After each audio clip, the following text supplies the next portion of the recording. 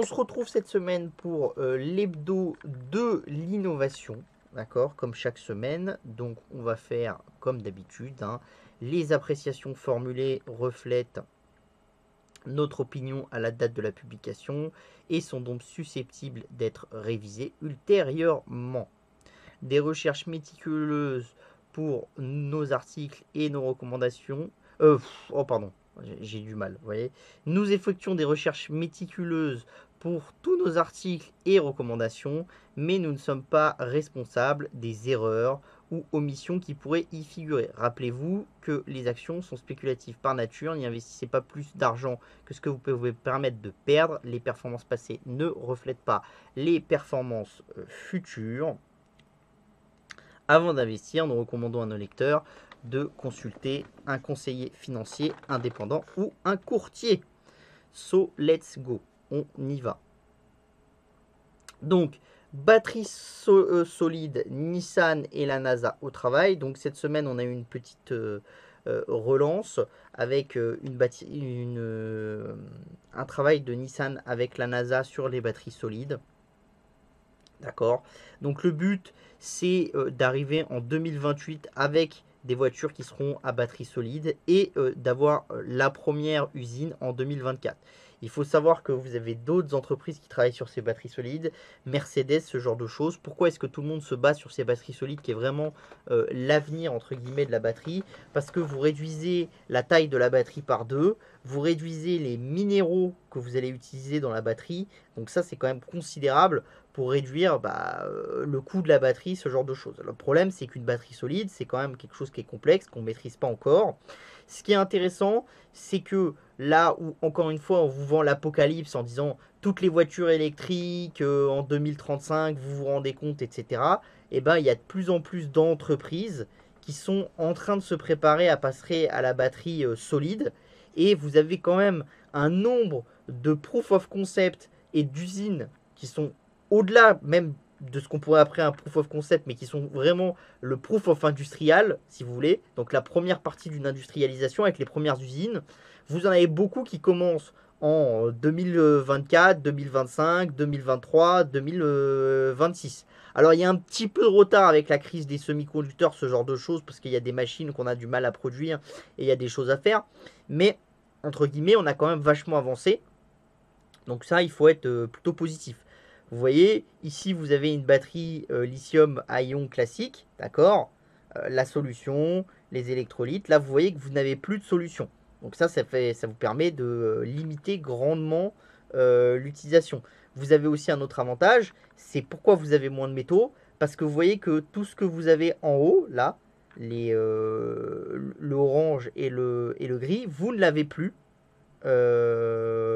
ici. D'accord. Et vous avez par contre le gris qui est ici, mais c'est considéré comme étant moins important que ce qu'on aurait mis ici, ici et ici. D'accord. Donc c'est des choses qui sont considérées comme plutôt positives. D'accord. Donc dans la concurrence, il y a des choses qui devraient arriver très prochainement parce que par exemple pour Toyota, la première usine doit sortir en 2023 et les premiers modèles doivent sortir à partir de 2025 pour le grand public. Donc c'est vraiment demain, hein, d'accord. Pour Nissan, c'est un peu plus tard. Vous avez aussi des startups comme Solid Power qui a prévu de commercialiser des batteries solides pour les voitures à partir de 2028. Donc vous voyez qu'on est vraiment dans un segment qui est quand même intéressant. Et donc là, l'avantage de ces batteries solides, c'est que recharge très, très rapide, coût en matériaux plus faible, et donc potentiellement prix plus faible. L'idée c'est quoi? L'idée c'est que la batterie à lithium classique, ça va être très difficile de continuer à baisser son prix. On a fait des gros efforts de prix. On arrive à un moment où c'est compliqué. Donc il faut qu'on change de comment ça s'appelle. Il faut qu'on change de technologie. Et ça, c'est ce que je vous dis à chaque fois. C'est ce qu'on avait déjà vu, par exemple, entre comment on peut, qu'est-ce que je pourrais comme exemple criant. La courbe, la courbe de diminution des prix du séquençage de génétique et la courbe de diminution des prix des semi-conducteurs. Vous voyez que celle du séquençage génétique diminue beaucoup plus vite que celle des semi-conducteurs.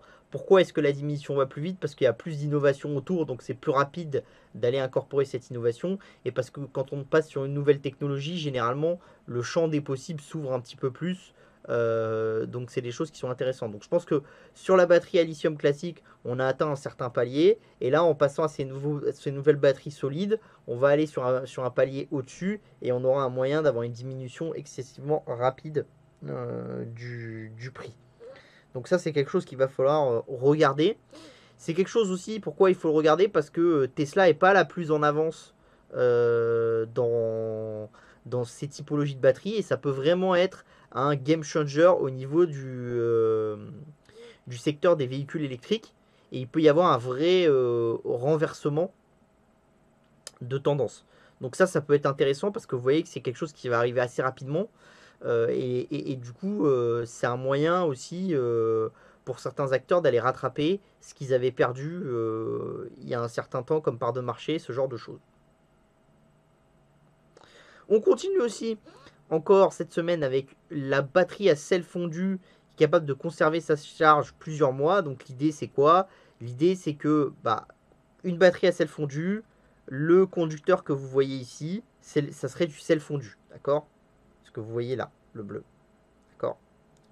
L'avantage, c'est quoi? C'est que quand vous allez charger votre batterie, vous mettez le sel fondu en position solide, d'accord? Et la batterie garde son énergie. Donc là, ce qui est intéressant, c'est que le Pacific Northwest National Laboratory, donc PNNL, d'accord, a réussi avec des batteries classiques, en les mettant au sel fondu, à faire garder 92% de la capacité de la batterie pendant 3 mois. Donc ce qui pose énormément de problèmes à l'heure actuelle, et c'est un des problèmes aussi des énergies renouvelables, c'est quoi? C'est que vous avez beaucoup de mal à conserver l'énergie longtemps. C'est-à-dire une batterie a tendance à devenir vraiment obsolète rapidement et à conserver. Là, on a résolu un souci. Le souci numéro 1, c'est la conservation. C'est-à-dire qu'avant, conserver 3 mois une charge à au-delà de 90%, c'était très très rare. Ça était quasiment impossible. Maintenant, on arrive à le faire. Maintenant, ce qui va compter et ce qui est le problématique de cette batterie-là, c'est l'utilisation de la batterie. C'est-à-dire que pour le moment, ce qu'on lit de la recherche, c'est qu'ils l'ont utilisé plusieurs fois et que la dégradation de la batterie est quand même rapide. Donc maintenant, il y a un travail à faire sur la dégradation de la batterie, parce que si votre batterie, elle permet de stocker l'énergie 6 mois, mais que vous pouvez l'utiliser qu'une fois, bon, l'intérêt, il est assez limité, on en convient.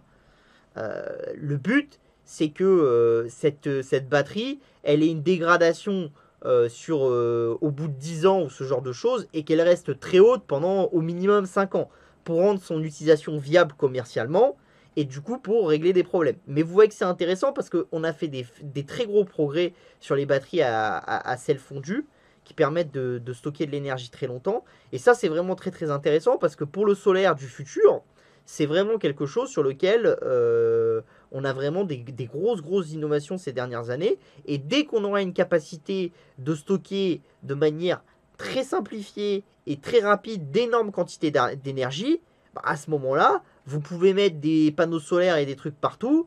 Et votre problématique d'alternance, enfin d'intermittence, pardon, d'intermittence des énergies renouvelables, elle est grandement limitée. Alors bien sûr, vous n'aurez jamais une capacité d'avoir un réseau qui va tourner qu'aux ENR. Pourquoi? Parce que si vous avez énormément de batteries, mais que malheureusement, pendant quelques temps, vous n'avez pas de vent pendant une semaine, caprice de la météo, ce genre de choses, ça peut devenir compliqué. Donc c'est plus un moyen de voir en vous disant que par exemple, en empilant ces nouvelles batteries, du nucléaire, de l'hydraulique, ce genre de choses, et en ayant des énergies qui ont une capacité d'être allumées, éteintes, d'avoir des montées en charge, ce genre de choses, forcément, vous comprenez que le réseau devient de plus en plus diversifiée, avec une source d'approvisionnement de plus en plus diversifiée. Et donc, les énergies sur lesquelles vous allez compter en dernier ressort, c'est-à-dire le charbon et le pétrole, vous commencez à diminuer parce que si vous voulez, l'importance que ça va avoir dans votre mix va diminuer parce que toutes ces technologies vont permettre de diminuer cette importance. Et je pense qu'on est vraiment à l'aube d'un vrai changement dans le réseau. On en parlait il y a quelques semaines avec le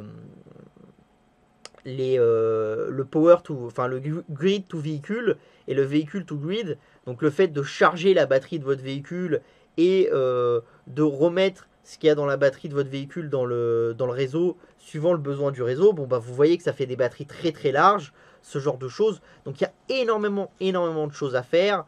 Donc ça c'est des choses qui peuvent avoir des gros intérêts. Par exemple les batteries à sel fondu, ça peut être très intéressant pour les maisons en se disant que vous avez des panneaux solaires, on vous donne une batterie à sel fondu parce qu'il n'y a aucun intérêt à ce que vous consommiez énormément de votre électricité solaire l'été, vous la stockez pour l'hiver et l'hiver quand il va faire froid vous allez pouvoir la récupérer là où vous produisez beaucoup moins parce que le soleil il est moins là dans le ciel. Vous voyez qu'aussi la semaine dernière, enfin c'était il y a 2 semaines je crois, on avait parlé aussi des panneaux solaires qui fonctionnaient la nuit. Donc vous voyez que le champ des possibles est quand même largement plus grand que ce qu'on vous dit.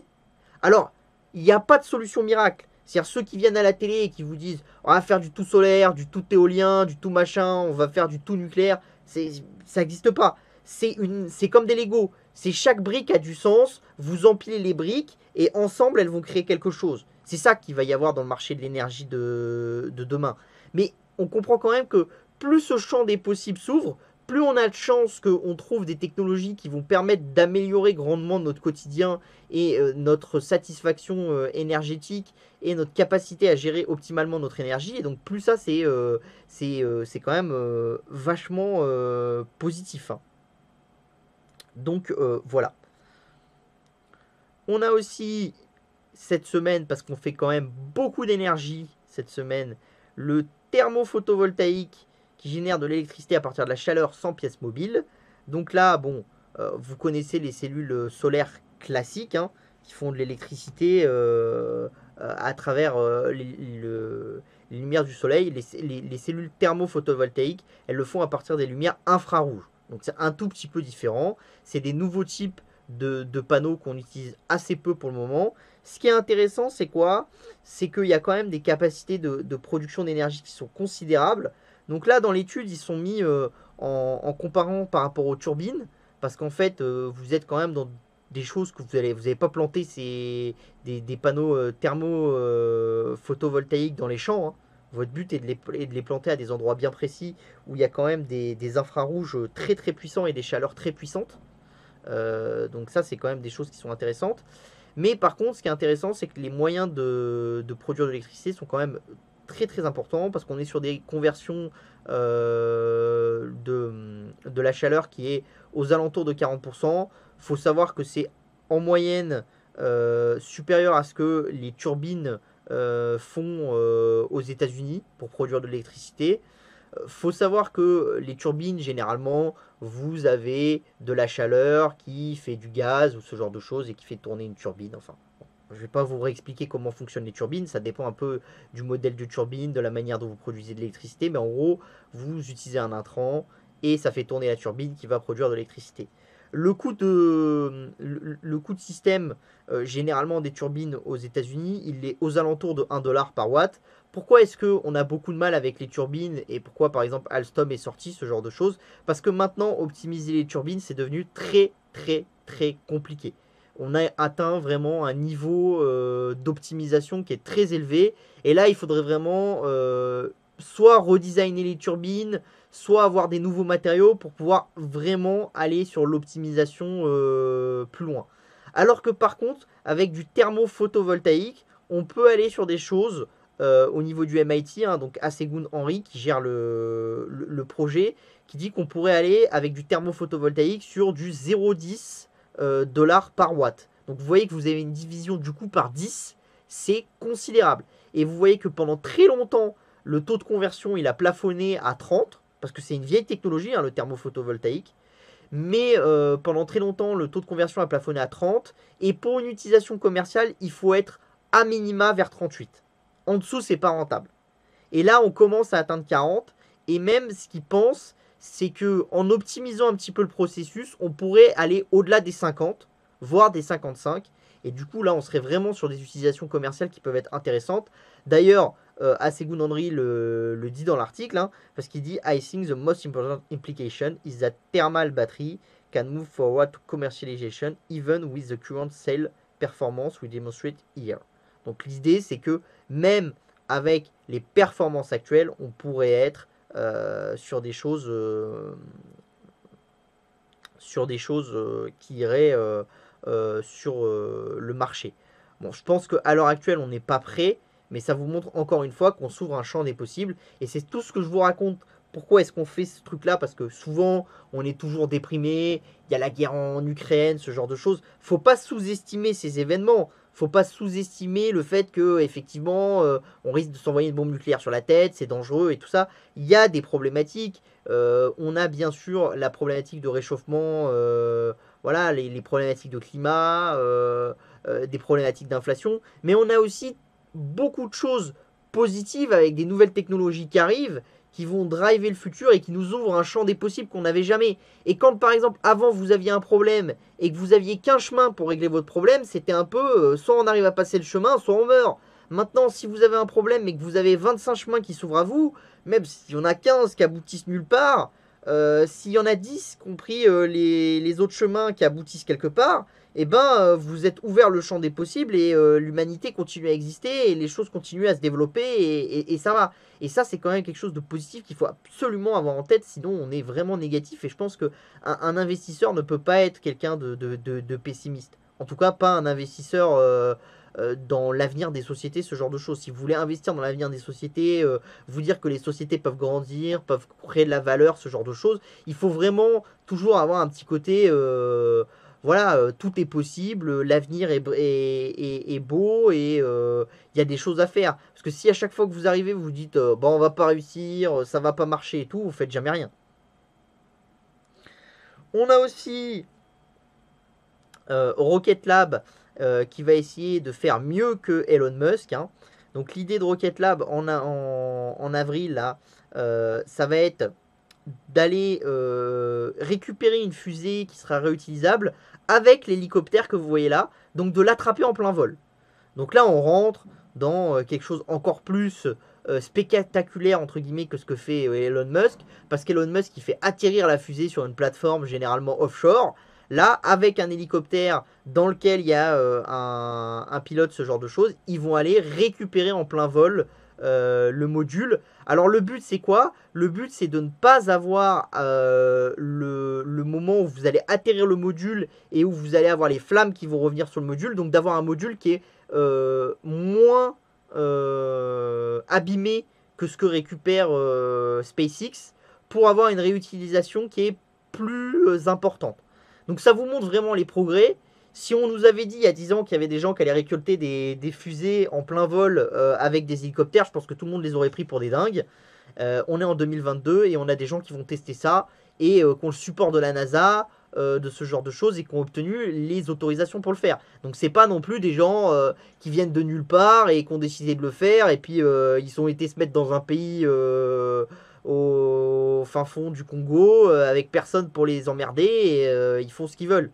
Et si ça marche pas et que la personne elle meurt, bah c'est pas grave. Non, non, c'est fait avec toutes les sécurités, toutes les autorisations. Donc c'est des sociétés extrêmement sérieuses et ça vous montre vraiment la concurrence considérable qu'on est en train de voir dans le spatial. Et vous savez une chose, bah, plus il y a de concurrence, plus il y a de chances qu'il y ait des acteurs qui fassent de l'innovation de rupture et plus il y a de chances qu'on aboutisse à un secteur qui va progresser. Même si c'est toujours très difficile quand on est dans la phase de première innovation de savoir quel est celui qui va être le plus grand gagnant. Parce que ça se trouve, le plus grand gagnant de la phase d'exploration et de la conquête spatiale qu'on va remettre au goût du jour, ça va peut-être être Ariane Espace. Pour le moment, c'est pas le cas. Mais peut-être qu'au final, le gagnant, ça sera ni SpaceX, ni Rocket Lab, ni aucun autre, mais Ariane Espace. Je nous le souhaite, en tant qu'Européens, je nous le souhaite. Mais vous savez pas vraiment. Vous savez, entre guillemets, qui est parti avec un peu d'avance, qui a été le plus innovant, qui a du retard maintenant. Mais savoir avec ces données, qui va être le gagnant final, c'est toujours un peu compliqué. L'histoire nous apprend que des retournements de situation, dans ces marchés-là, il y en a beaucoup. Parce que des fois, il suffit un ingénieur avec une idée brillante, un chercheur avec une idée brillante, qui va dire tiens, on fait ça maintenant, mais si on fait ça plus ça, et puis vous avez un truc qui explose. Et ça, c'est intéressant. Après, les Américains perdent quand même avec de l'avance parce que quand vous avez plus d'une quinzaine de startups qui commencent à envoyer des satellites dans l'espace et des fusées dans l'espace, forcément vous pesez énormément du marché et vous avez plus de chances de réussir à trouver le gagnant quand vous avez 15 personnes qui partent sur le début de la ligne que quand vous en avez que 5 quoi. C'est un peu comme quand il y a une course de biathlon quoi. Si il y a 50 participants et qu'il y en a 40 qui sont norvégiens, les Norvégiens ont plus de chances de rafler des médailles quoi. C'est c'est un peu basique quoi. On continue cette semaine avec une nouvelle startup qui fait beaucoup parler d'elle, qui fait de l'ingénierie des arbres pour faire des arbres qui poussent plus vite et qui capturent plus de carbone. Donc ça, c'est toutes les théories nouvelles et toute la nouvelle science autour de l'agriculture, de la foresterie qu'on voit. Donc c'est l'utilisation de tout ce qui va être l'ingénierie autour des quartiers et tout ça pour réingénierer les plantes, pour avoir des plantes qui répondent à des besoins bien précis. Donc soit des besoins nutritifs, soit là, dans le cas présent, la startup en question, c'est une startup qui a levé beaucoup d'argent au niveau de la Silicon Valley, qui s'appelle Living Carbon. Et le but, c'est quoi? Le but, c'est d'aller acheter des terrains, de planter des arbres qui ont besoin de beaucoup moins d'intrants que les arbres actuels, qui ont besoin de beaucoup moins d'eau et qui grossissent beaucoup plus vite et qui captent beaucoup plus vite du carbone. Et pour rendre ce métier, enfin ce business entre guillemets rentable, le but c'est quoi? C'est d'aller acquérir des territoires sur lesquels c'est très difficile de faire pousser de la forêt, d'y planter ces arbres qui ont été réingénierés et de vendre les crédits carbone qui sont attelés à ces arbres. Donc là vous voyez, vous pouvez déjà acheter des crédits carbone à cette société. Donc si vous voulez couvrir votre dépense personnelle, vous payez 10 dollars par mois. Si vous voulez couvrir la dépense d'un ménage, 40. Si vous voulez couvrir la dépense d'un gros business, c'est 120 dollars par mois. Et si vous voulez couvrir la dépense d'un encore plus gros business, ils ont des solutions dédiées. Ça, c'est intéressant aussi. Pourquoi? Parce que pendant des années, j'ai entendu des gens dire le problème, c'est que capturer du carbone, c'est pas rentable. Il n'y a aucune société avec des business plans qui vont là-dessus et tout. Depuis quelques années, depuis quasiment 2-3 ans, on voit énormément de sociétés se lancer sur le business du carbone. On voit énormément de boîtes à réfléchir à leur impact carbone. Et ça, je pense que c'est un pivot qui est considérable dans l'économie à l'heure actuelle. Et que le coût énergétique d'1 dollar de PIB au niveau mondial, le coût carbone d'1 dollar de PIB au niveau mondial va diminuer de façon drastique dans les années à venir. Et donc moi, c'est pour ça que je suis toujours positif et que je vous dis qu'on peut consommer plus et que l'économie peut continuer à croître, parce que je pense que même en continuant à croître, on va avoir une telle baisse drastique du coût carbone et de ce genre de choses qu'au final, la planète pourra s'en accommoder. Et que là, on est vraiment dans le moment où toutes ces sociétés commencent à avoir la traction de début et commencent à être sur quelque chose de considérable. Et je pense pas que ça soit juste des effets de mode qui vont durer et puis après ces boîtes-là vont toutes mourir parce que c'est juste du greenwashing, ce genre de choses. Il y a vraiment du talent derrière, des ingénieurs, des gens qui sont sérieux et qui ont pensé à des business plans, des vrais investisseurs. Donc pour moi, ça me fait dire quand même qu'il y a de l'avenir dans ces secteurs-là et qu'on a moyen de vraiment changer la manière dont on produit dans le monde, de changer notre impact sur la planète et de continuer à être là. Alors peut-être qu'on ne pourra pas être 40 milliards sur la planète, il y a sûrement une limite. Hein. Il y a sûrement une limite. Je pense que le nombre de personnes qu'on est actuellement, la vitesse de croissance qu'on a actuellement, elle est soutenable avec ces nouvelles innovations qu'on est en train de voir venir. Alors après, est-ce que ça va arriver assez vite, pas assez vite, ce genre de choses? Plus ça arrive vite, mieux ça va être.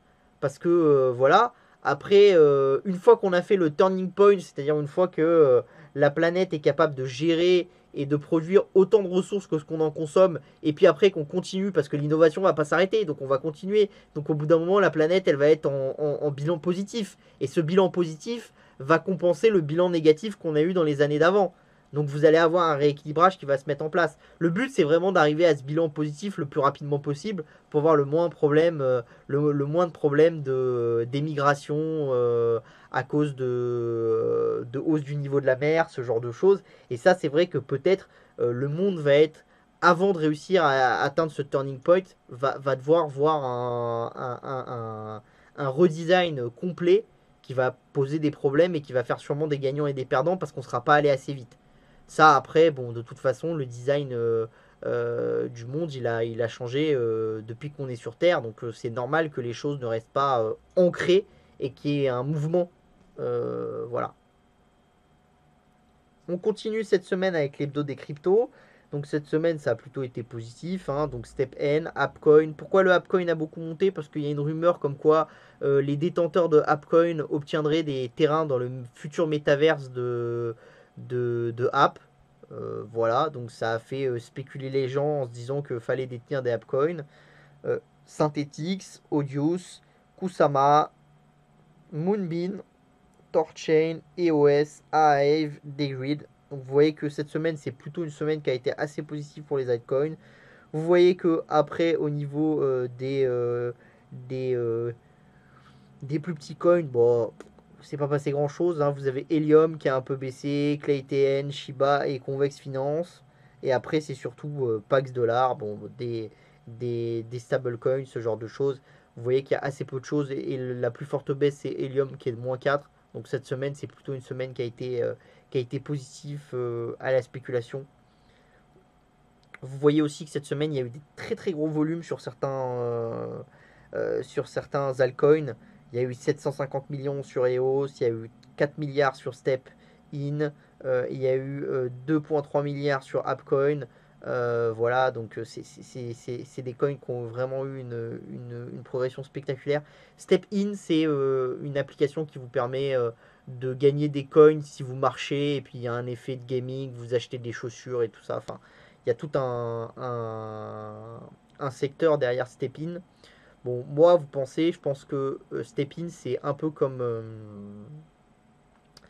beaucoup de play to earn de la blockchain. Il n'y a pas de comment s'appelle, de business plan de très long terme. C'est-à-dire que vous avez la même chose sur Axis. Au bout d'un moment, ça s'essouffle très grandement. Et on l'a vu sur Axis où c'est en train de s'essouffler vraiment très fortement, même au niveau des utilisateurs.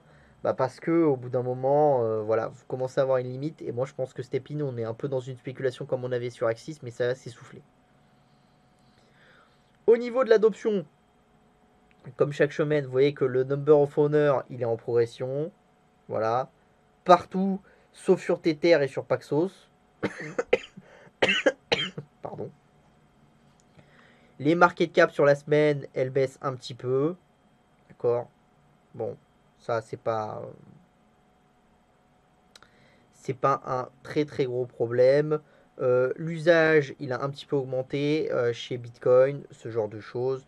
Un petit peu augmenté chez Tether, beaucoup augmenté chez UOB, qui a vu une augmentation de 944%. Alors c'est dû à des gros transferts, mais c'est pas dû à au fait que la plateforme a attiré très globalement. Vous avez eu aussi une grosse utilisation chez Paxos Gold. Donc vous avez un intérêt aussi qui devient intéressant. Bah, dès qu'il y a de la tension avec la Russie, les gens essayent de s'exposer à des cryptos qui sont liés à des actifs comme le gold, ce genre de choses. Donc vous voyez que Paxos Gold voit une progression. D'ailleurs, on le voit aussi au niveau des number of owners. À part Tether sur Tron qui est en hausse de 1,6%, vous avez une hausse de 1% qui est la deuxième plus forte hausse, hein, dans les stablecoins, avec 16 000 personnes qui détiennent enfin 16 000 wallets qui détiennent du Paxos Gold. Bon, on est quand même très loin des stablecoins dollars, hein, parce que Paxos Standard, vous êtes déjà à 76 000. Vous voyez que Binance USD, vous êtes à 82. Tether sur Tron, vous êtes à 8,1 millions. Tether sur Ethereum, vous êtes à 3,2 millions. Donc vous voyez que bon, les comparaisons sont pas tout à fait les mêmes. Pardon. Voilà. Excusez-moi. Avec les gouttes là, ça me. On fait l'analyse des frais d'Ethereum sur un an, d'accord. Donc voilà. Donc en août, vous voyez qu'on était en moyenne à 46,6 Gwei par vente. En septembre, 71,9 Gwei. En octobre, 81,1 Gwei. Et vous voyez, il y a des gens qui sont prêts à aller dans l'extrême. Vous voyez que les extrêmes ont commencé plutôt en septembre ou en octobre. Parce qu'il y a des gens qui voulaient vraiment que leur transaction se passe. Donc qui étaient prêts à payer des tarifs de transaction très élevés. Vous voyez que c'était beaucoup moins le cas en août. D'accord. Donc ça, effectivement, voilà. Si on prend en novembre, vous voyez que c'est le moment où où il y a eu de la grosse spéculation, on a eu un fort décalage. On est passé quasiment comment ça s'appelle, au double. D'accord. Donc ça, c'est quand même vachement important. Après, on a diminué un petit peu en décembre avec les updates, ce genre de choses que Ethereum a mis en place et le fait qu'il y ait un peu moins de transactions, d'accord, qui a diminué parce que vous voyez, vous avez le nombre de blocs, d'accord. Là, vous voyez qu'on a fait 8K blocs, on était à 6K blocs et vous voyez, si je reviens là, la précédente hausse, on était à 10K blocs en août, 8K blocs, 8K blocs. Donc voilà. Là, en juin, bah, il y a eu une petite spéculation et ça fait repartir à la hausse le prix du Whey. Et là, vous voyez que depuis quelques temps, on rediminue. Février 66, en mars 32, et là, on est à 42. Donc quand on est entre 30 et 50, c'est plus ou moins un marché depuis quelques années qui correspond à ce que fait Ethereum. Je pense que le but de la fondation Ethereum, c'est d'arriver à long terme plutôt entre 10 et 20 Gwei, voire même en dessous. Mais ça va demander des forts efforts parce que vous voyez quand même que le nombre de transactions n'est pas du tout la même ici, ne serait-ce qu'ici. Donc c'est pas vraiment qu'il y a une scalabilité nouvelle qui fait que les prix diminuent, mais c'est toujours la même chose. C'est toujours avant tout parce que vous avez une diminution des transactions. Donc, comme vous avez moins de blocs, et ben forcément les transactions sont moins élevées et ça se voit sur le prix, d'accord. Donc voilà. Pas grand chose en plus sur les cryptos parce que bon, comme je suis un peu fatigué cette semaine, j'ai pas voulu faire un truc trop lourd. On passe au gaming. Donc cette année, les consoles, ce qui est intéressant, c'est que vous voyez que la Xbox vend un peu plus que la PS5 depuis le début de l'année. On était sur une part de marché qui était 27-18. On est sur une part de marché qui est maintenant 21-25. Donc ça permet à la Xbox de rattraper un peu son retard et d'avoir une part de marché qui correspond à 13 pour la PS5 et 10,1 pour la Xbox. Donc ce qui est une bonne chose pour Microsoft parce que si vous regardez au niveau Legacy, hein, donc vous voyez, vous enlevez ici la 3DS parce que bon, voilà, ça représente pas ce que vous voulez comprendre, mais vous voyez que on était sur 70% de part de marché pour Sony et 30% pour Microsoft. Donc on était quasiment sur des facteurs supérieurs à 2 et là on est sur des facteurs de 30% de décalage. Donc plus ça va durer comme ça, plus ça va être intéressant pour Microsoft. La question c'est est-ce que Microsoft va être capable de continuer sur ce rythme-là et est-ce que c'est un vrai changement de part de marché dans le secteur du gaming ou est-ce que c'est toujours dû au fait que c'est quand même plus difficile d'obtenir une PS5 que d'obtenir une Xbox et du coup bah forcément voilà on avance petit à petit. Là vous voyez qu'on a les lancements, au début c'était assez even, pourquoi parce que enfin assez proche parce que les deux avaient des problèmes de supply importantes. Après il y a eu une période où ça a commencé à s'améliorer fortement pour PlayStation et ça a été un peu plus compliqué pour Xbox. Et depuis quelques temps, c'est l'inverse, ça devient un peu plus compliqué pour PlayStation et ça devient plus simple pour Xbox qui commence à refermer un petit peu de son gap. Mais il y a toujours un gap assez important. Après, vous voyez que vu la différence actuelle, le gap ne serait pas refermé sur cette année, hein. Parce que là, vous êtes à une différence de 400 000 consoles alors qu'on a quasiment fait 6 mois sur l'année. Donc si vous pensez que ça continue comme ça veut dire qu'on aurait une différence, un gap entre les deux qui serait quasiment de 1 million, 1,5 million de consoles au mieux. Même si vous rajoutez 750 000, 800 000 là de différentiel du gap, il y aura toujours un différentiel de 4 millions de consoles au total. Donc c'est quand même un différentiel qui est important. Donc il va falloir voir ça dans le temps long, hein. Et après, vous voyez quand même que au niveau de la Switch, c'est une année qui va quand même être un peu moins intéressante, hein. Parce que vous êtes quand même sur une année à 4,7 millions de Switch vendus. Alors ok, on en vend beaucoup plus à Noël. Donc voilà, je pense qu'ils feront pas 25 millions de Switch cette année. Je pense qu'ils feront légèrement mieux que 20 millions de Switch, ce qui est déjà une très bonne chose, hein, parce que vous voyez que si on compare à ce qu'ils avaient vendu de 3DS ou si on se compare à ce qui s'était vendu de PS4, qui était quand même une console qui était quand même très très bien vendue, on arrivera largement à dépasser ce qu'a vendu la PS4 cette année. Enfin, ce qu'a vendu la PS4 dans sa durée de vie, d'accord. Et la PS4 est beaucoup plus vieille que la Switch. Donc c'est quand même un bon signe. Fondamentalement, je serais pas étonné si dans son cycle de vie, la Switch était capable de vendre 200 millions de consoles. Peut-être même 250 millions. Je pense que c'est possible.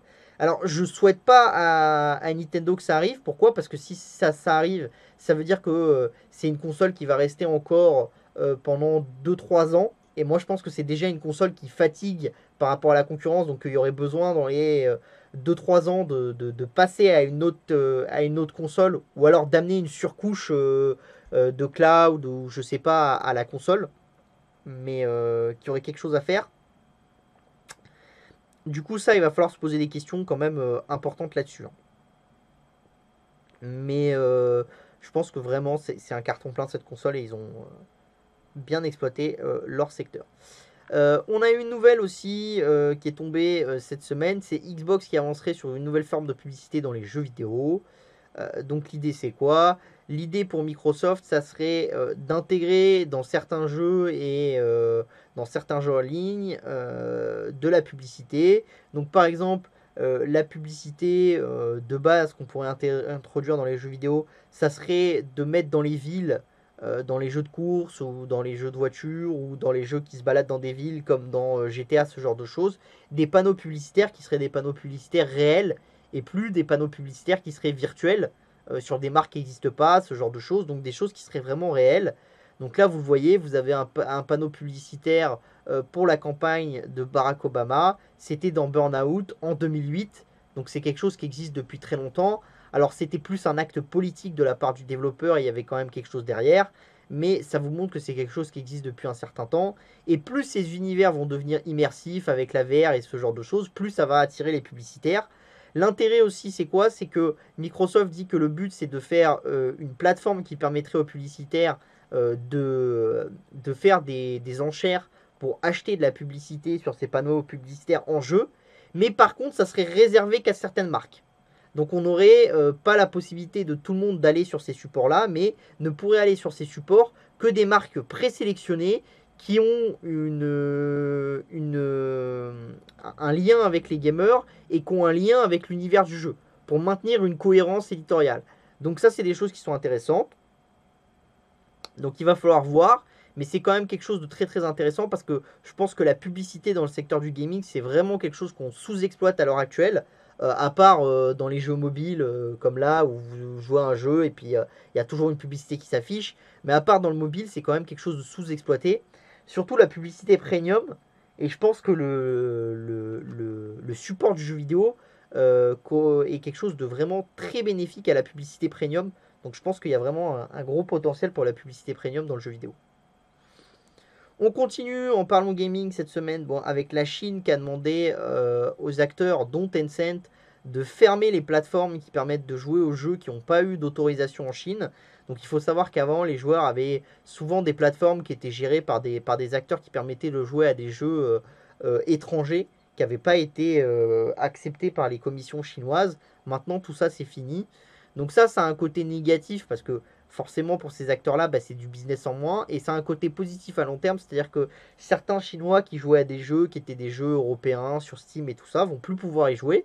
Donc forcément, ils vont retourner sur des jeux chinois, donc la concurrence diminue, et quand la concurrence diminue, bah forcément, quand vous êtes numéro un du secteur comme Tencent, bah vous allez avoir moins de concurrence et vous allez être gagnant à long terme.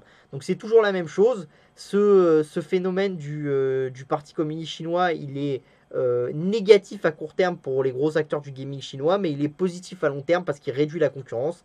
Et donc ça, c'est des choses qui vont faire que ces acteurs-là vont gagner beaucoup plus d'argent à long terme et vont avoir moins d'efforts commerciaux à faire pour garder les joueurs qu'avant. Et ça, c'est des choses qui vont être intéressantes. On a CD Projekt Red qui a publié son chiffre d'affaires, 888 millions de zloty, hein, donc 207 millions de dollars, une baisse de 63%, des guidances qui sont assez mauvaises. Bon bah voilà, ils ont qu'une seule IP qui marche bien, The Witcher. Ils en ont fait beaucoup, ils sont en train de l'horizontaliser. Leur magasin de jeux en ligne, il est comprimé entre Steam et les plateformes comme celles de Sony et de Microsoft. Donc ça devient de plus en plus compliqué.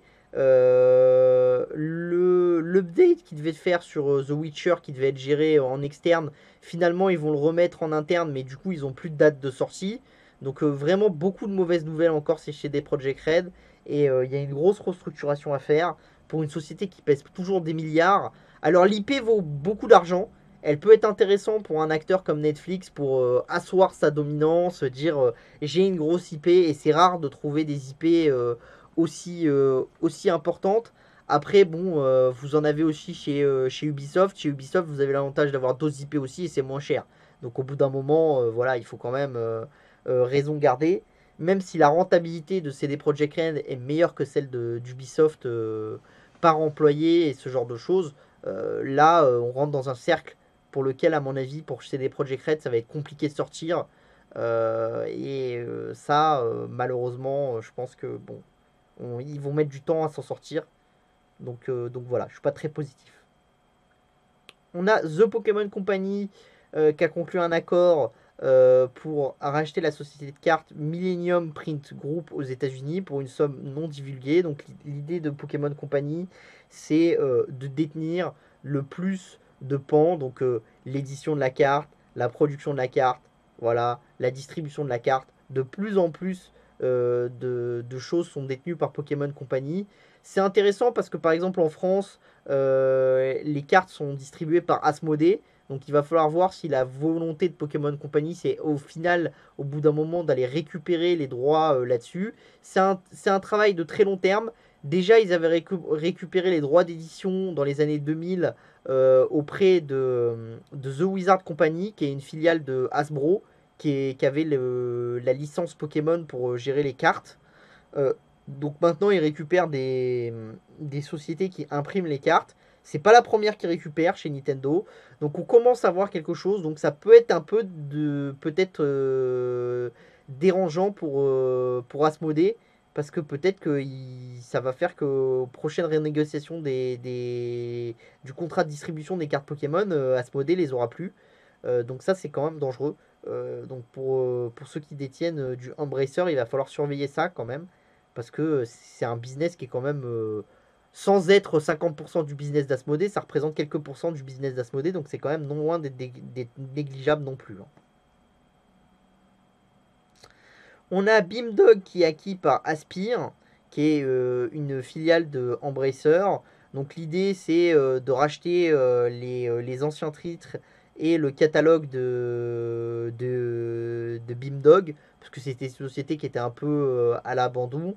Donc l'idée c'est de réutiliser les anciennes IP pour faire des nouveaux jeux, de monétiser le catalogue de Beamdog dans des services de streaming de jeux vidéo et de jeux vidéo par abonnement sur le catalogue de Microsoft, ce genre de choses. Et donc c'est là que prend corps la vision globale d'Embracer, c'est-à-dire qu'une fois que vous avez vos multitudes de studios qui créent du contenu, vous ramenez le contenu au niveau d'une holding, et c'est la holding qui va gérer les droits de diffusion de ce contenu-là avec tous les acteurs comme Microsoft, Sony, ce genre de choses. Donc ça c'est intéressant pour Aspyr en plus d'après ce qu'on a compris, ils n'ont pas payé très très cher. On a Epic qui devient minoritaire dans Akiris, qui édite des sociétés, enfin des jeux comme Wonderbox, Horizon Chase, Looney Tunes World ou Mayhem. Donc c'est surtout des jeux mobiles et des jeux casual. Donc le but d'Epic, c'est de se diversifier.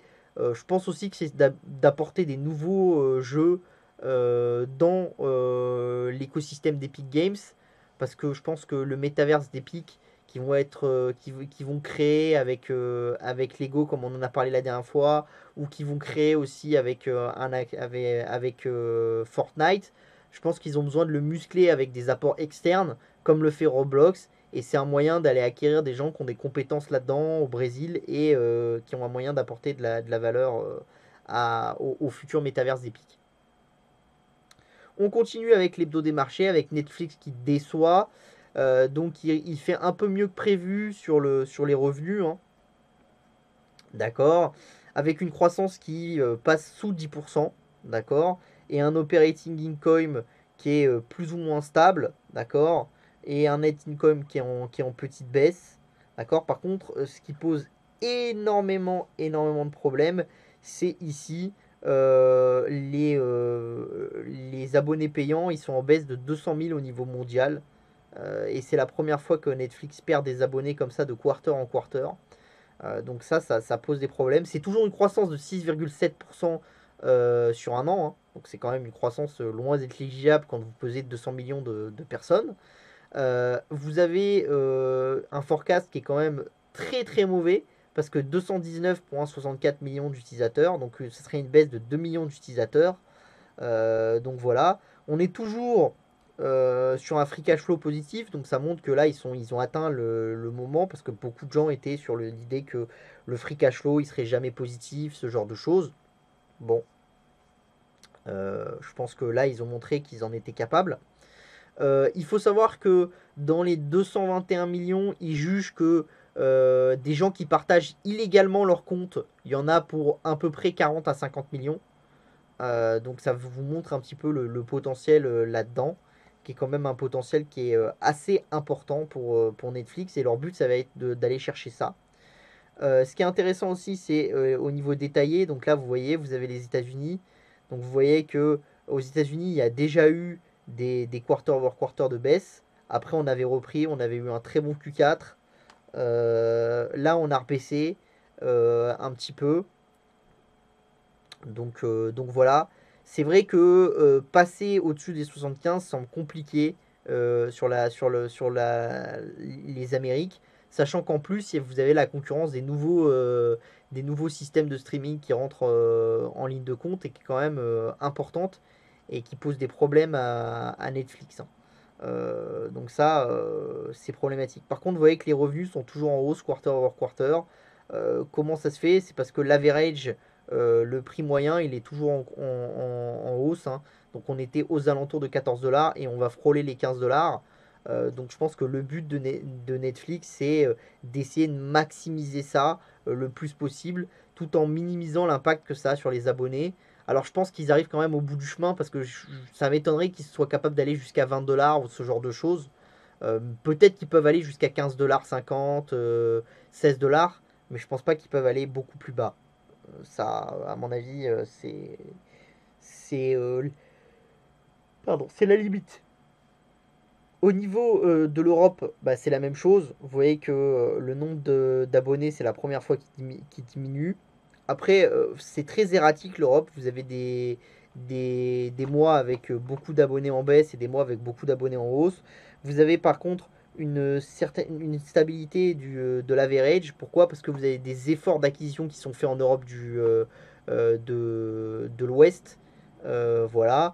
Vous avez des tensions aussi. Hein. La Russie, le comment s'appelle, l'Ukraine, où il y avait déjà des désabonnements importants au Q1. Donc ça tombe un peu sur Netflix. C'est pas considérable sur l'esprit global, mais quand vous regardez sur région par région, ça pèse un petit peu de quelques points et de quelques centaines de milliers d'abonnés ici. Donc vous voyez que quelques centaines de milliers d'abonnés, c'est quand même important sur le chiffre. Vous avez au Latam le même problème. La hausse des prix commence à réduire l'acquisition possible. On est à 39 et on a du mal à passer au-dessus des 40 millions. Ça commence à être trop cher Netflix. Et là, ils sont sur le même problème qu'ici. C'est soit ils augmentent le prix et donc ils diminuent le nombre d'abonnés, mais peut-être qu'ils vont s'y retrouver. Soit ils restent sur ce prix-là et ils essayent de retrouver des nouveaux abonnés, mais c'est un peu compliqué. Et vous avez par contre l'Asie-Pacifique. L'Asie-Pacifique, il y a toujours une forte croissance, d'accord, avec 91 millions d'abonnés, pardon, avec 33,72 millions d'abonnés. Donc ça, c'est des choses qui sont intéressantes. Au niveau global, le temps passé devant les services de SVOD par rapport au temps passé sur la télé, 26% en mai 2021. En février 2022, on est à 28,6%, avec une hausse de 0,4 points pour Netflix. Donc ça, c'est toujours important. Plus Netflix aura de part ici, plus ça va être important. Ça vous montre quand même qu'il y a quand même toujours de la conversion. Je pense que c'est une conversion qui va se faire de plus en plus dans le temps. Pourquoi? Parce que les jeunes sont habitués à plus consommer du temps de SVOD que du temps de télé. Les personnes âgées sont habituées à consommer plus du temps de télé que du temps de SVOD. On va jamais mettre mamie de 80 ans à Netflix. Enfin, ça va être marginal. Mais tous les gens qui sont, ils vont plutôt continuer à regarder la télé. Donc je pense que le gros de on convertit les jeunes à Netflix, qui sont très flexibles sur leur manière de consommer. On convertit un petit peu leurs parents à Netflix. Le gros de ce chemin, il a été fait. Et maintenant, c'est un changement générationnel qu'il va falloir. C'est-à-dire que les parents qui sont habitués à voir Netflix, bah, qui deviennent des personnes âgées, les enfants qui deviennent des parents et qu'il y ait une nouvelle génération qui vienne. Et donc la proportion de cette nouvelle génération qui consommera Netflix sera plus importante. Et donc va y avoir une traction, mais c'est une traction qui va être beaucoup plus lente et qui va changer. Par contre, il y a quand même du potentiel dans Netflix.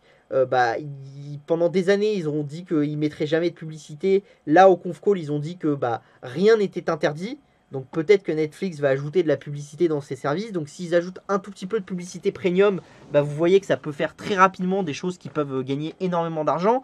Parce que quand vous avez 6,4% du temps d'audience des gens et que vous avez des contenus qui sont très addictifs, que les gens adorent, si vous arrivez à lier ces contenus à des marques, ça peut être très intéressant pour des marques et vous pouvez faire, même si vous vous limitez, si vous faites comme Microsoft sur le gaming là, en disant c'est réservé qu'à un certain nombre de marques, vous pouvez avoir des marques comme Coca-Cola et tout qui vont payer des tickets d'entrée phénoménaux pour avoir l'exclusivité d'être sur la plateforme de Netflix. Et donc ça peut avoir une valeur qui est très très très très grande. Hein.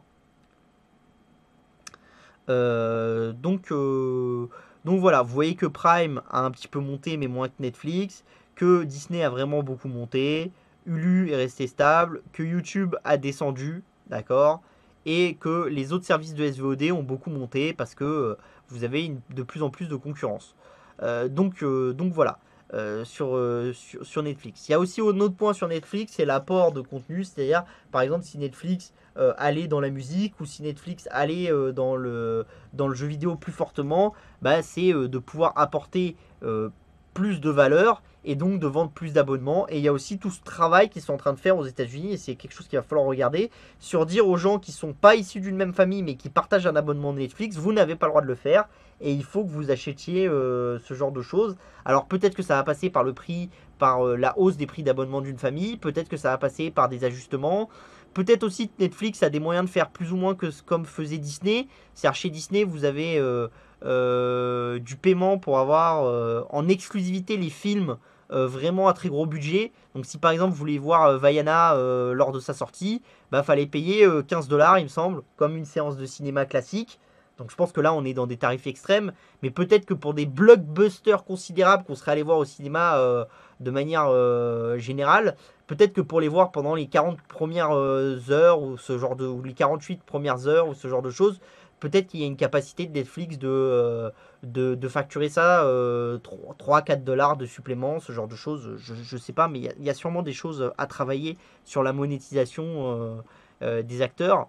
Et il y a des choses sûrement aussi à travailler au niveau de la fusion-acquisition et des comment ça s'appelle, des coûts de R&D, ce genre de choses, pour s'optimiser dans le temps. Peut-être aussi acheter des chaînes de télévision pour aller apporter de la télévision dans Netflix, ce genre de choses, en sachant que les chaînes de télévision, ça se paye avec des EBITDA qui sont assez faibles, entre 5 et 10 fois les EBITDA, donc c'est sûr que ça serait rentable pour Netflix. Ça permettrait d'amener du contenu, des chaînes d'information par exemple, ce genre de choses. Donc il y a des choses à faire, mais il va falloir voir dans le temps. Donc voilà. Si cette petite analyse de Netflix vous a plu, n'hésitez pas à vous abonner à New Tech Insider Europe ou à nous contacter pour vous abonner à Elephant Investing Club, qui est le service encore plus premium. On fait que des analyses comme ça de société en regardant vraiment comment les gens se comportent, en allant beaucoup plus dans le détail que ce qu'on a fait là. Donc si ça vous intéresse, n'hésitez surtout pas. Donc voilà. On va aller voir tout de suite s'il y a des questions. Donc voilà. Hop là. Alors, toi, t'es un bot, donc tu t'en vas. Voilà. Donc voilà. N'hésitez pas à me dire s'il y a des questions. Je suis sur le chat là. Je vais vous laisser quelques minutes pour les questions. On a été assez rapide, mais je vous avoue que j'ai quand même vachement mal à l'œil avec ce chalençon, là, machin là. Donc voilà. Donc j'attends vos questions.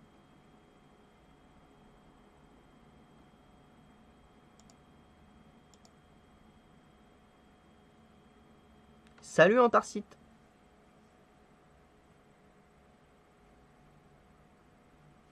Le yen japonais? Ouais. Ces dernières semaines qui a été assez violente. Oui, oui, on a une explication. Alors, je l'ai donné dans comment ça s'appelle dans ELF. Donc, j'éviterai de la redonner ici. Raison de voilà, c'est quand même euh, des abonnés premium. Mais pour expliquer très rapidement, la Banque centrale japonaise défend de manière massive les 0,25 sur le bon du trésor japonais. Et pour ce faire, elle vend massivement de la dette US et elle émet massivement du yen. Et donc ça fait baisser le yen. Après, attention, la baisse massive euh,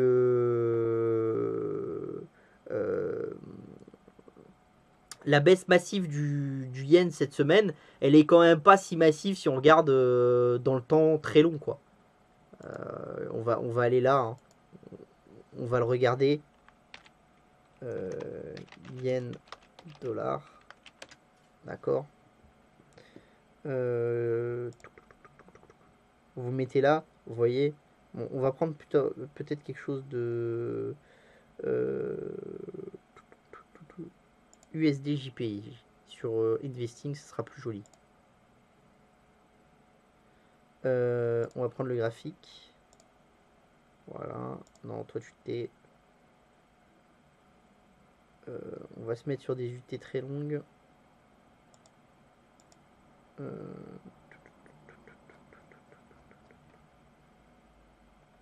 Ah, on peut pas se mettre sur une unité longue sur un graphique. Bon, on va se mettre sur le graphique général. Comme ça, on pourra avoir une unité très longue. Voilà. Voilà. Donc, vous voyez, un USD 350, pendant longtemps, ça a été comme ça. Vous voyez qu'en 2010, on a été jusqu'à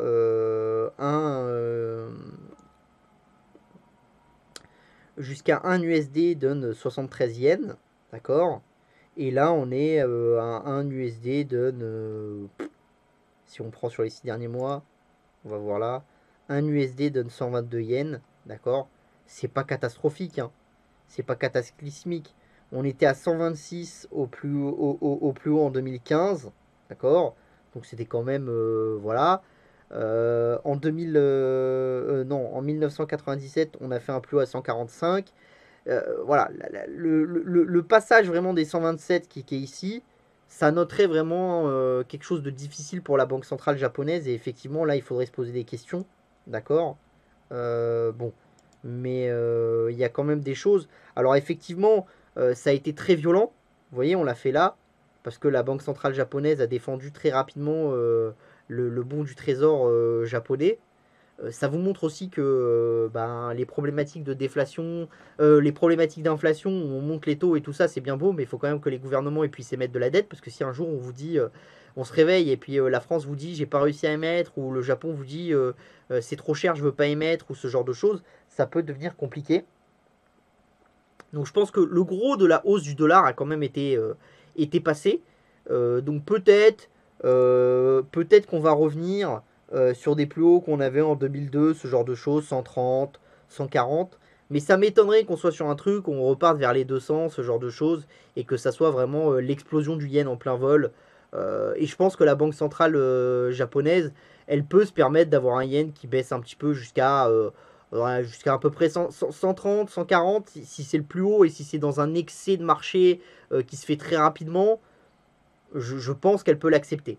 Voilà. Après, si ça commence à vraiment revenir sur ce qu'on avait dans les années 1980-1985, ça va être un peu plus compliqué. Mais vous voyez qu'on n'est pas non plus dans quelque chose de catastrophique. On revient à ce qu'on avait en 2008, 2007, ce genre de choses. C'est pas non plus la grande catastrophe. On revient aussi à ce qu'on avait en 2015. C'est pas non plus la grande catastrophe non plus, hein.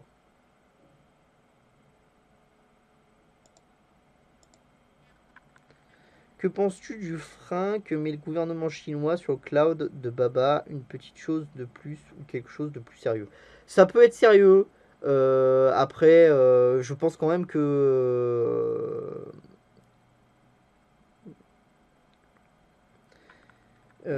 ça peut être sérieux, mais après, il y a besoin d'un très gros investissement pour maintenir le cloud et pour avoir un effet d'échelle.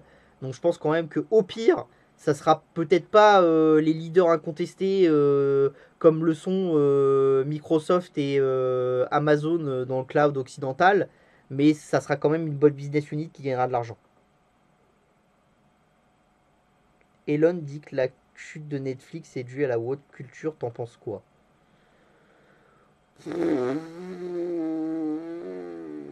Rien.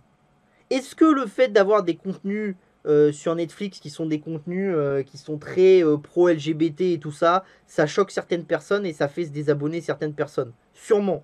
Est-ce que c'est chiant que des fois dans une série on nous mette un gay parce qu'il faut mettre un gay, parce que voilà, un black parce qu'il faut mettre un black, un handicapé parce qu'il faut mettre un handicapé, et pour pas m'accuser hein, parce que je suis handicapé, donc bon voilà. Euh, mais oui, c'est chiant. Si ça n'a pas de sens, et si on sent que c'est fait juste pour remplir un quota, pour après mettre dans un document en disant bah, dans nos acteurs on a tant de blacks, tant d'hispaniques, tant de machins et tout, oui, c'est chiant. Euh, Est-ce que ça fait se désabonner massivement les gens, ce genre de choses?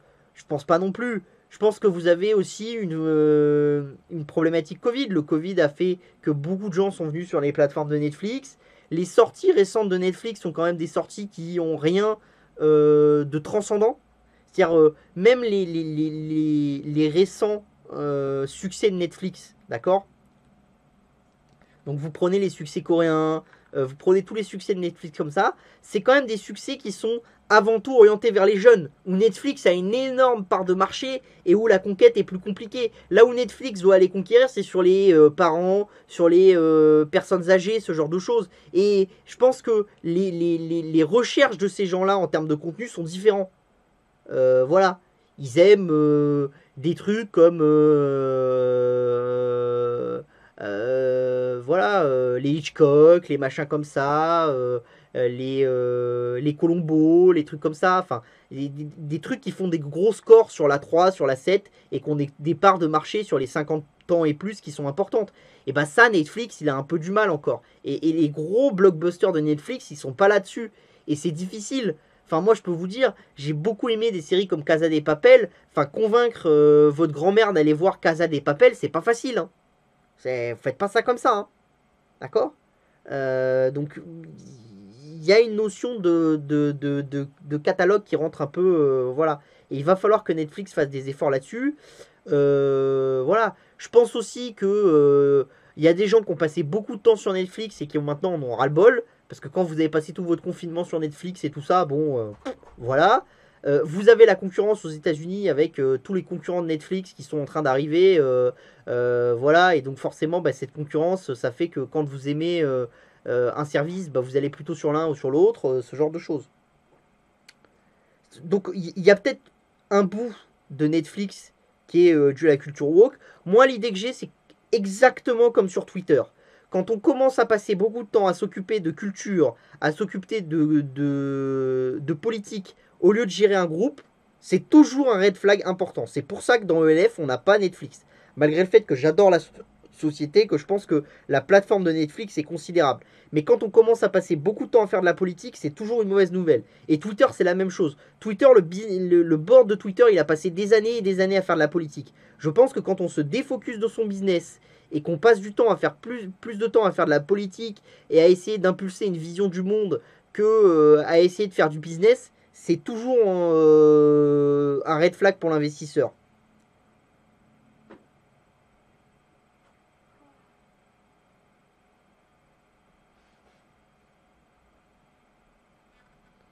Ouais, les sociétés. Après, encore une fois, je vais te dire, si tu es sur des sociétés japonaises qui sont exportatrices, généralement, ces sociétés-là, elles vont profiter du yen qui est faible. Parce elles vont exporter en dollars, elles vont payer leurs coûts en yens, leurs coûts de main-d'œuvre, ce genre de choses, leurs impôts et ce genre de choses. Et du coup, elles vont pas être très atteintes par ça. Ce qui va être plus gênant si le prix du yen diminue, c'est toutes les sociétés qui vendent beaucoup au Japon et qui ont besoin d'intrants importants. Donc par exemple, si t'es, je sais pas, mais mettons, t'es un producteur de valises qui vend qu'au Japon et t'achètes ton coton en dollars, bon bah, ça sera compliqué, ça c'est sûr. Parce que tu vas acheter ton coton en dollars et tu vas vendre tes valises en yens. Donc tu vas payer l'inflation et tu vas avoir du mal à la transmettre à ton client. Mais si tu es producteur au Japon et que tu as des intrants qui sont en dollars, mais que majoritairement tu vends à l'international, donc que tu vends en dollars, au final ton effet il va s'équilibrer. Est-ce qu'il y a d'autres questions?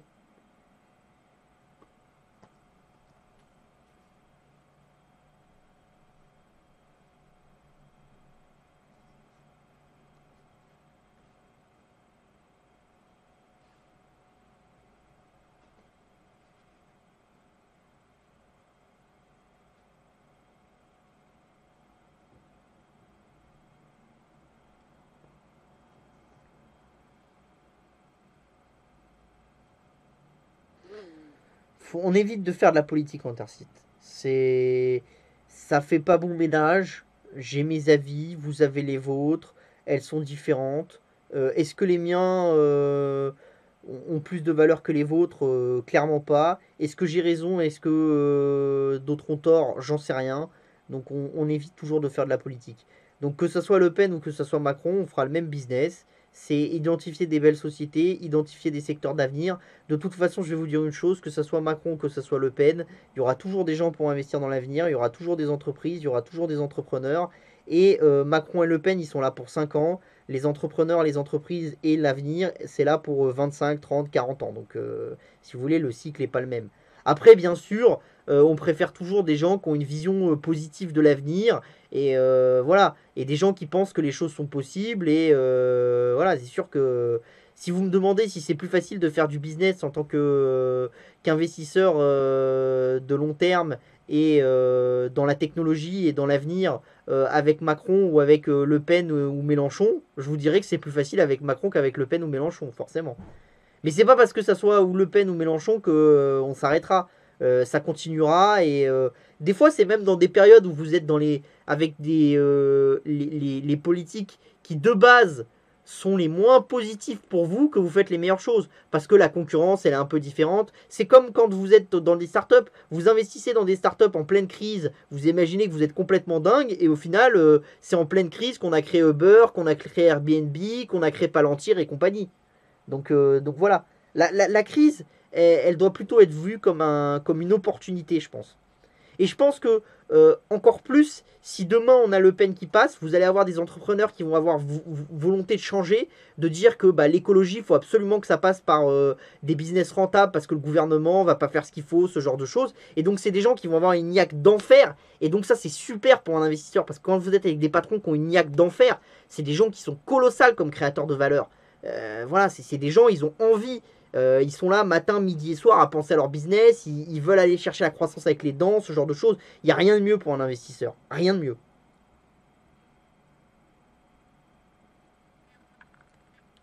Je pense que c'est très difficile de dire comment va tourner l'industrie au lendemain d'une élection. Vous ne savez pas du tout si elle va avoir le Conseil constitutionnel à dos, si elle va faire ce qu'elle dit, si elle va pas faire. Je pense que ça, voilà. Il faut éviter d'essayer de faire des lives pour rien. Et ça, je pense que ça serait un live pour rien. Après, on peut faire un live pour en parler et dire ce qu'on pense, et voilà. Mais je pense que ça aura aucun intérêt global. Bah, je suis pas vraiment malade, Jules. Je suis pas vraiment malade, j'ai un truc à l'œil en fait. Et c'est pas une maladie, mais c'est une inflammation en fait. Donc il faut mettre des corticoïdes et tout, mais c'est chiant parce que comme déjà je vois pas très bien, bah comme en plus là, et en plus je suis obligé de tester un prisme sur mes lunettes là. Je vous raconte ma vie, mais bon, vous allez voir, ça va être marrant. Un prisme sur mes lunettes, parce que... ah bah tiens, non c'est vachement intéressant. Parce que j'ai les yeux qui sont décalés. Et avant, moi, j'avais des telles lunettes, d'accord, avec une telle correction, qu'on ne pouvait pas rajouter un prisme. Parce que technologiquement, ça se faisait pas. Voilà, d'accord. Quand j'ai fait ça, quand j'ai fait les lunettes il y a 5 ans la dernière fois, technologiquement, ça n'existait pas. Donc, il fallait faire un choix. Donc, on a échangé le choix de la vision au choix du rééquilibrage de la vue, d'accord. Et là, bon, il y a eu des innovations, donc ça passe. Mais le problème, c'est que les prismes, vous avez des gens qui les acceptent et des gens qui les acceptent pas. Donc là, je suis en train de tester mon prisme. Donc forcément, l'œil où il n'y a pas le prisme, bah, là, au début, il force un petit peu. Donc comme il a forcé un peu, j'ai fait une réaction et j'ai fait une petite maladie oculaire et tout. Bah, c'est pas très grave, hein, mais c'est chiant. Voilà, c'est tout.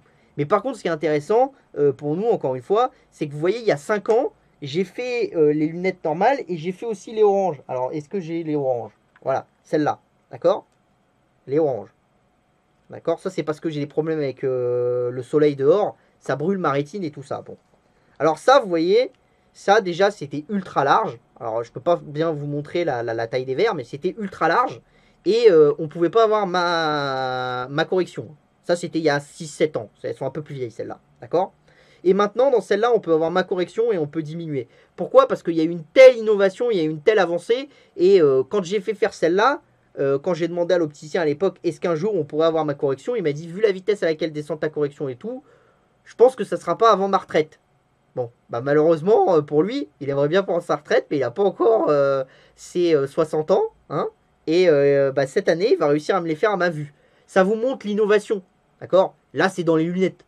Voilà. C'est le quotidien. Mais si vous voulez, moi, ça va me changer la vie. Parce que quand je mettais celle-là, j'avais pas ma correction. Et là, avec celle-là, je vais avoir ma correction. Enfin, avec les prochaines montures, enfin, les prochaines versions de celle-là, je vais avoir ma correction. Donc, ça a changé ma vie. Donc, l'innovation, ça change quand même la vie des gens. Et ça va très, très vite. Ça va très très vite. Et combien de fois dans un secteur j'ai entendu oh bah non non non ça sera pas de ton vivant, ça sera pas de ton machin. Voilà.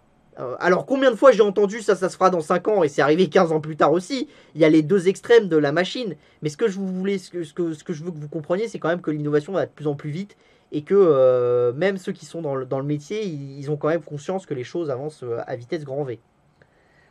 Donc voilà. Est-ce qu'il y a d'autres questions ou pas?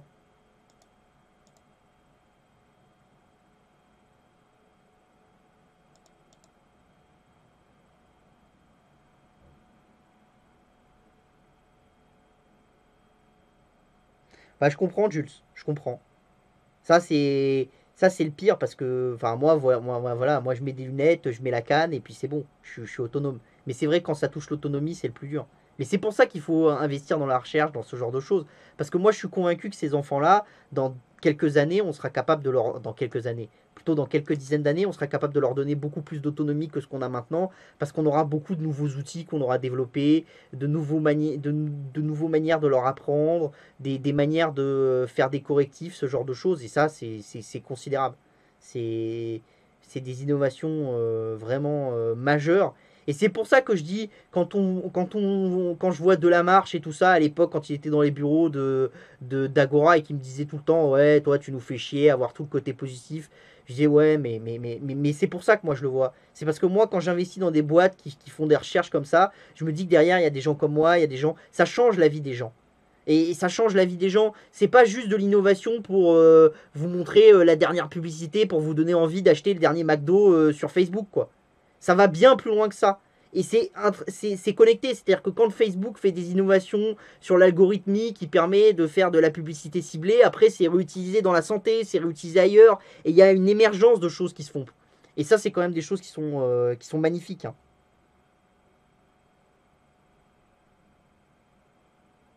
En fait, Just Eat veut céder la branche de livraison avec les livreurs qui sont employés en propre.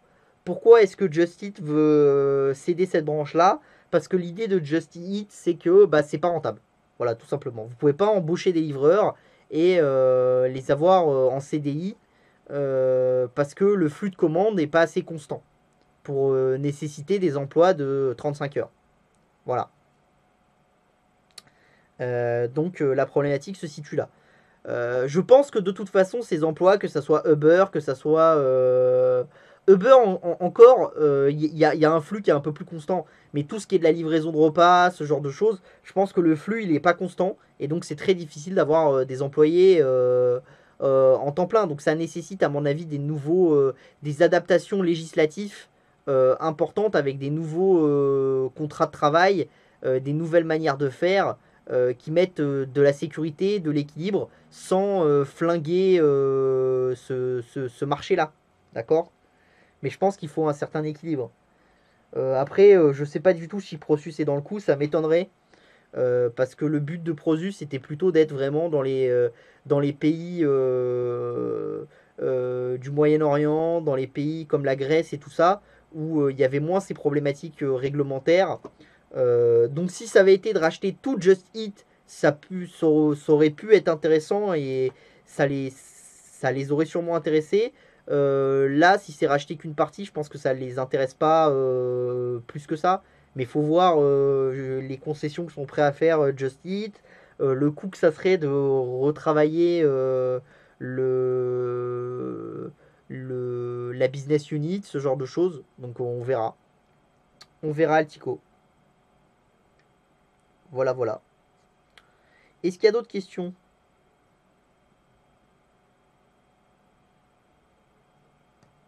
Allez, on prend encore une question si vous en avez encore une. Et après, on ira manger.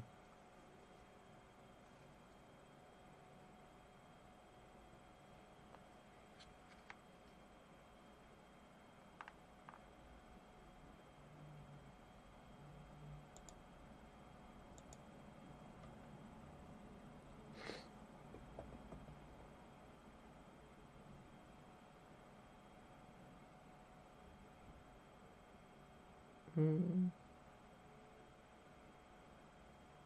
Ah, le lien du pétrole russe. Tout de suite. Tout de suite, tout de suite, tout de suite. Hop là. Hop. Google crude Ural price. C'est le raffineur Nesté où vous le trouvez. Hop là, je vous le poste ici. Et vous avez Ural Price. Donc celui-là, c'est le prix, le discount. Donc vous voyez dans le temps. Et si vous voulez voir les prix entre les différents actifs, vous refaites crude price et vous avez le prix du WTI, enfin du Brent, et le prix du pétrole de l'Oural. Voilà. Il y a un delta, je m'en suis rendu compte dans le temps. C'est en fait quand ils vous disent que on va prendre un exemple là, d'accord. Là, on est aujourd'hui à 108 et le pétrole russe, il est à 71. Alors, généralement, entre les phénomènes de tension et le moment où le pétrole russe redescend au niveau des et augmente son discount et les moments d'explosion des prix du pétrole sur le marché voilà, normal que vous suivez au jour le jour, il y a un delta de 48 heures en gros avant que ça se répercute vraiment sur les graphes de Nesti. Donc il y a un phénomène un peu de lag qui est important. Ce qui est normal d'ailleurs parce que c'est un raffineur, donc quand il achète du pétrole, en fait, il achète du pétrole au prix du jour ou à des prix négociés, mais les contrats, ils ont été passés X temps avant. Donc si vous voulez, les prix, voilà, ils sont ajustés. Et là où Nesti va faire pression, c'est pour les contrats, pour du pétrole 2 semaines, 3 semaines, 4 semaines plus tard, ce genre de choses. Donc c'est normal qu'il y ait un petit effet de lag. Mais ça veut dire que par exemple, là, vous voyez, vous avez sur un pétrole qui est à 108 dollars, alors qu'en fait, on a 102. Donc vous pouvez vous dire que la tension est devenue un peu plus forte sur le prix du baril, sur le baril russe. Donc normalement, la décote devrait recommencer à croître un petit peu. Et le prix du baril devrait perdre entre 6 et 7 dollars. Donc ça veut dire que si vous faites à peu près le travail, auquel cas vous devrez retrouver le baril dans 2-3 jours sur Nesti, on devrait être sur un baril russe aux alentours de 62, 63, pour faire une grosse cote, parce que moi je fais toujours souvent des grosses cotes chez Nesti, dans 2-3 jours on devrait retrouver le baril de l'Oural entre 60 et 65 dollars le baril sur Nesti. Voilà. Et on devrait passer assez rapidement sous les 60 dollars le baril. Voilà. Donc voilà. Bon, si ça vous intéresse après nos services, ce genre de choses, et si vous voulez en apprendre plus sur Elephant Investing Club, vous n'hésitez pas à appeler Younes au 01 44 59 91 11. Je vous l'envoie dans le chat. Hop. Vous n'hésitez pas à aller sur notre site, la rédaction-tech, à nous envoyer des questions si vous en avez à la-rédaction-tech@publication-agora.fr si vous avez des questions plus longues. N'hésitez pas à aller sur notre Facebook, à partager. Vraiment, n'hésitez surtout pas à partager notre Twitch, notre Facebook. Plus il y aura de gens qui seront abonnés, plus on sera content et plus on aura envie de vous produire du contenu. Et n'hésitez pas à aller sur notre site opportunité avec un s-techno avec un s.com s'il y a des choses qui vous intéressent, et on fait souvent des billets un peu plus longs que ce qu'on fait en vidéo là, ou avec plus d'explications. Donc voilà, je vous souhaite une très très bonne soirée et je vous dis à la semaine prochaine.